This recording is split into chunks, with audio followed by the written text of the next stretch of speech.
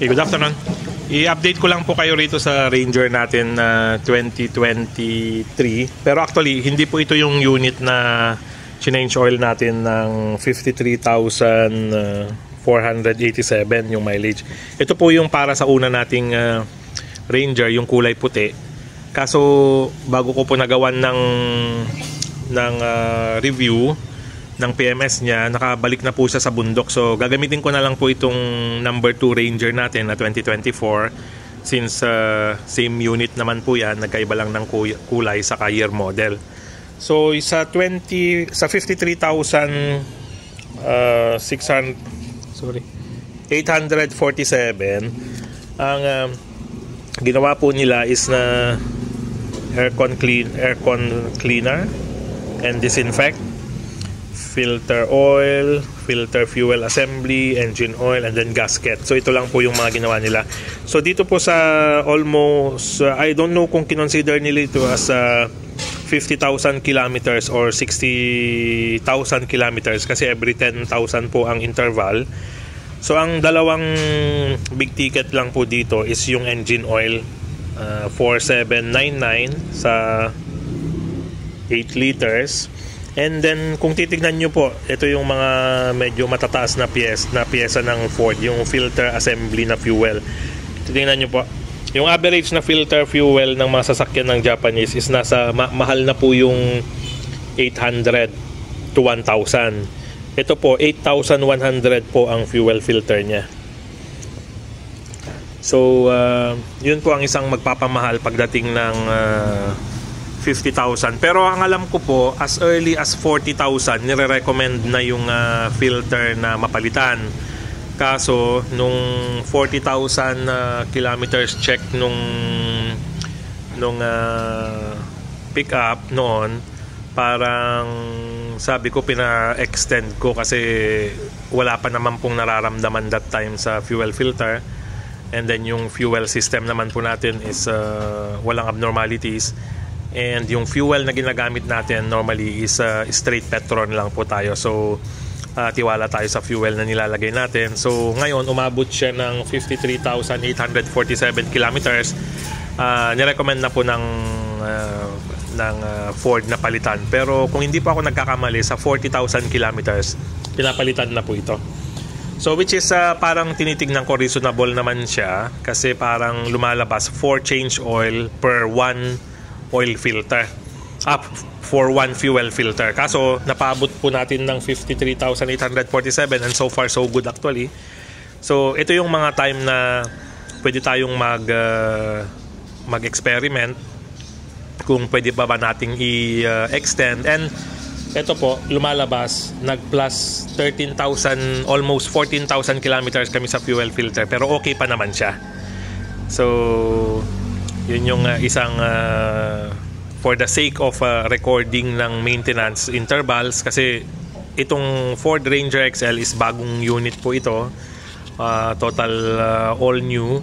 So wala pa po kaming data to support. And yung number 1 na Ranger natin, yung puti, ang pinaka best na magbibigay ng supporting document dahil siya yung pinaka matanda sa fleet 2023.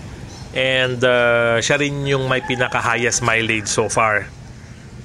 So sa mga wala pa pong 40,000, pag nirecommend po ng Ford na palitan na yung fuel filter sa 40,000, ito is to share lang po. Pero at the end of the day, decision pa rin po ninyo na napaabot po namin ng 53,847 or sabihin na lang natin to be safe 50,000. Wala naman pong aberya sa fuel filter. So kayo po, pwede nyo pong i-request yun sa kasa na since meron namang data to support itong Ranger natin dito sa Isabela na napaabot ng 53,800 or 54,000 sabihin na natin kasi malaking bagay din po yung almost 4,000 kilometers na yon. And so far, hindi po nagloko yung fuel system natin. So siguro ang gagawin natin dito po sa next Ranger natin na isa, yung lalapit sa 40,000, ganun din po, i-move natin sa 50,000. And then pag so far so good, pwede nating i-decision na i-risk na dalin naman natin sa 60,000 yung mileage ng fuel filter bago natin palitan. So yun po is i-decide na lang namin sa side namin, pero not necessarily po na sundin ninyo. So medyo may kamahalan po kasi yung filter niya na 8,100, pero po ito po yung mga tag 800 to 1,000, then it doesn't make sense po na paabutin ng extra 10 to 20,000 kilometers para lang to reduce yung maintenance cost natin. So ito po yung isang magiging pag-iisipan natin kung dadalhin ba natin sa ganung sitwasyon itong sasakyan. Kasi meron pa akong i-share sa inyo bakit pwede tayong maglaro sa fuel filter. Dahil ang fuel filter po, ang pinaka-kwan lang po nito, ay, malis po pala yung kala ko nandito po yung CRV. Yung CRV po, 2018 model, 18 years old yun, 2006 model. So nagpapalit po ako ng fuel filter. Yung fuel filter nun is nasa tabi ng fuel tank sa labas. And pag tinitignan po namin, parang hindi ko lang po alam, parang original po ang itsura ng filter o baka lang po pinapalitan sa kasa, kaya original po yung spare parts.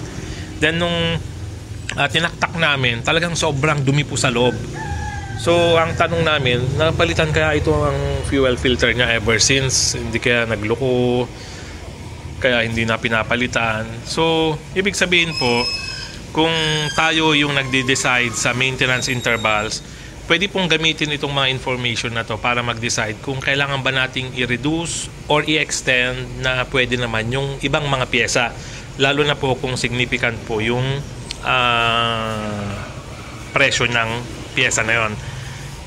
So ngayon, ang makina po, pagdating sa engine oil, yan po ang wag nating titipirin kasi nandyan po yung buhay ng sasakyan sa makina. So kung ano yung maintenance interval niya, let's say 5,000 or 10,000, sundin po natin yon. So ang effect po kasi niyan, pag ina-extend natin, hindi natin nakikita na yun po yung effect niya is long term.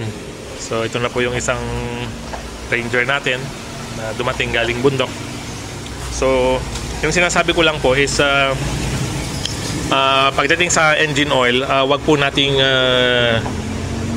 titipirin yung sasakyan. Pero itong mga fuel filters na ito, pwede po itong medyo kailangang paglaruan.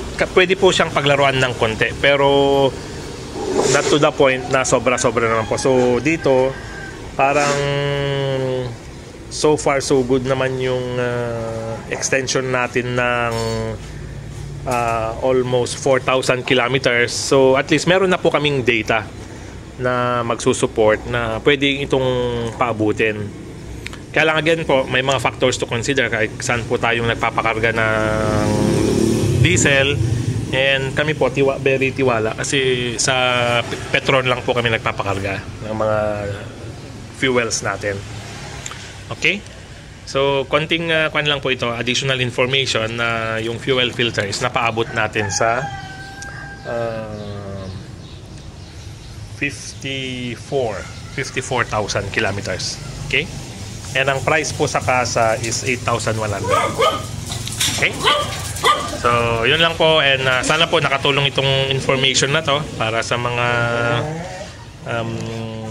meron na pong ganitong unit or nagbabalak na kumuha ng unit. And then sa next po, gagawa na rin po ako ng 5-year review ng Raptor natin. Kasi meron pong recent na maintenance na ginawa doon. Nagpalit po kami ng ball joint and medyo nagulat po ako sa price, lalo na sa upper. Hindi ko po na-expect na ganun ang price. Medyo may kataasan po siya. So para naman po yun sa mga meron ng Raptor na papunta na ng 5 years and sa mga nagbabalak pong kumuha ng Raptor. Okay? So sa ngayon po, yan po ang ating update sa 53,847 kilometers ng ating Ford Ranger XL 2023. Yung una po yun, yung puti. So ginawa ko lang po itong sample, itong number 2 natin. And yun naman po yung number 3 natin. Darating lang po galing bundok. Okay? So, yun lang po and salamat.